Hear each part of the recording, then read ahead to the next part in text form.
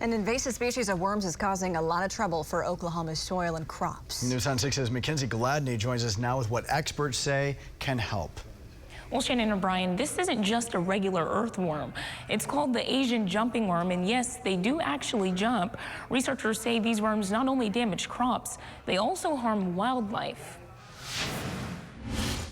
They're called jumping worms because their behavior is a bit wilder than other worms. If you find them on the ground and pick them up, they'll sort of thrash around violently in your hands. OSU Associate Professor Scott Loss has researched jumping worms for years. He says the worms got here through commerce across the ocean. Now there's a real concern about the worms disrupting the ecosystem. When these non-native earthworms get into the soil of places like forests and prairies, they can change the soil in really dramatic ways. Researchers say the worms can change how well plants grow and also affect wildlife. And you bring in this new group of species that are decomposers. It's like stepping on the gas pedal of the decomposition system in these ecosystems, and it leads to things speeding up. Loss says the worms are being sold with native-sounding names like Texas jumpers or Alabama jumpers. I've looked at some of the samples from the vendors that market earthworms for composting with those names, and they're actually the Asian jumping worms usually.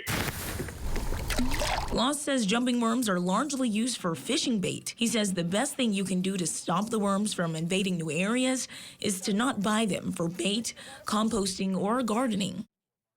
Now, Loss says if you discover jumping worms, place them in a sealed bag, freeze them, and then throw away the container. Mackenzie Gladney, Oklahoma Zone, News on 6.